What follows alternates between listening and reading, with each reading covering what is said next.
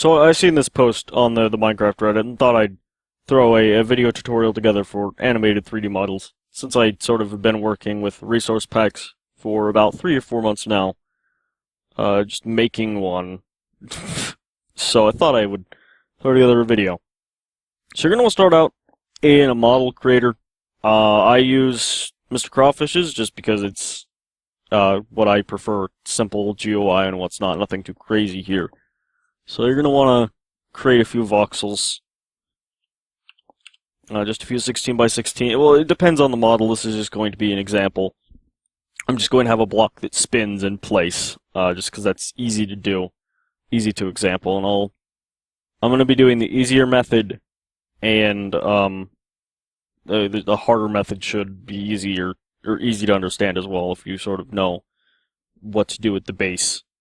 So you have your thing here, and you want to clone it, then go in and rotate it. The issue is you are limited with frames a lot because you only have rotations of 45 at a time, or you can move them very slowly, but you have to have a voxel for every single frame, so it does get a little clunky after a while. So you kind of want to do something like this with rotation values of 0, 22, 45, and negative 22 there, so you have your sort of cylindrical shape. And now we're going to begin assigning textures, which means we need a texture. So let's get a texture editor open, like paint.net, for example. It's a fairly easy program to understand. It's what I use for all my stuff. I have a bunch of plugins for it and what's not. So what you're going to want to do is, first of all, resize it. So here's a 16 by 16, and you're going to want to change the height to 32 if you're going to be doing a basic animation, etc. It depends on how dynamic you want your animation, how many frames you want in it, and what you're doing. I'm going to have a few different frames. We should probably use a freaking darker color. Let me just put in a hex value for a not so freaking violent shade of red. Okay, so now you're going to want to save this into, give me a minute. Now this is going to be type 1 or whatever. We're just going to name this 1 because it's an easy thing to remember, and yeah, whatever. Freaking, I know I'm recording onto the same hard drive, so it's going to be slow. Damn it. 60 by 17. Now you're going to want to set this up so you have a true frame and a true frame and a false frame. So there's that right there. You have your true and the false, and this will make more sense later. And since we have 4 frames, you're going to want to make 4 different files. So 1, 2, and then 3, and 4. We'll get to setting those up here in a bit, but for now, go back into our model creator, and let's actually export it. We're going to be doing the rest by hand because I'm lazy and I don't feel like going in and doing this whatever. So we're going to just export JSON. I'm just going to toss it on my desktop and just name it whatever, because we'll rename it later. And then you're done with that. Alright, so I have the thing opened here in Notepad++. I'm just plugging so many programs. Whatever. So I opened up here and I did some just renaming and what's not. So we have our 4 boxes here, and I have them named based on their frame rotation just because that's easiest for me to remember what I'm doing. Now you're going to want to go in here and change these names. So,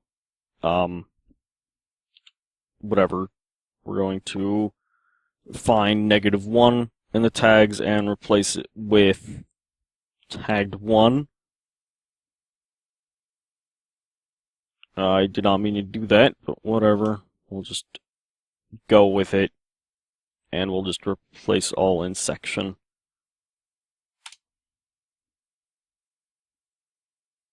There we go. I forgot to check that, and then replace all in selection. Go down here and replace all in selection with tagged 3. And then go down here and replace this with tagged 4.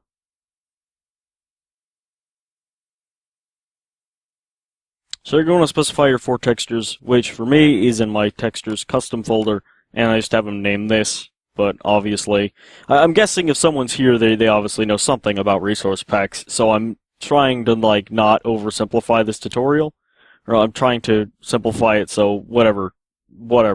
So you have your 4 files here, and then you need to configure the animation, because at this point, first of all, let's go in, let's close this, let's open up our models folder.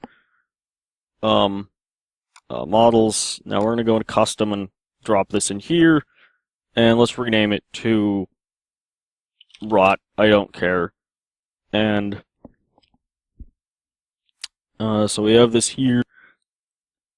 And then you're going to want to go to your normal sort of blocks finder, and you're going to want to change your parent to, let's get rid of this. We don't need this right now. Those are not necessary, at least not at the moment. We're in custom/rod. We save that, and let's go into game.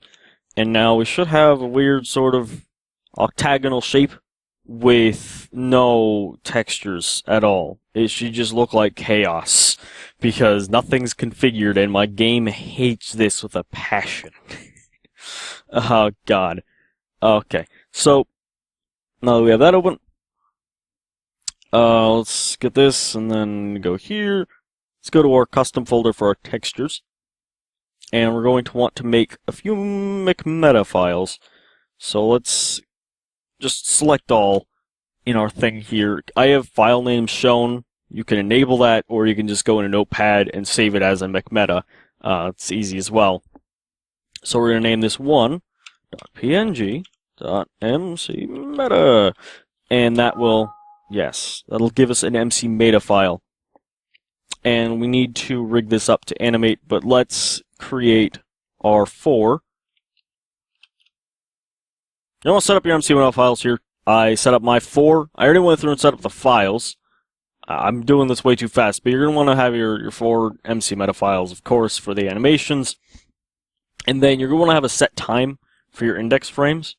Index frames are basically like allows you to set different frame times for each frame. If you do animations, it's fairly easy to understand. I have my set 80 frames. So there's 20 frames on and then 60 off. There's 20 frames on and 60 off, and etc. You sort of get the general idea.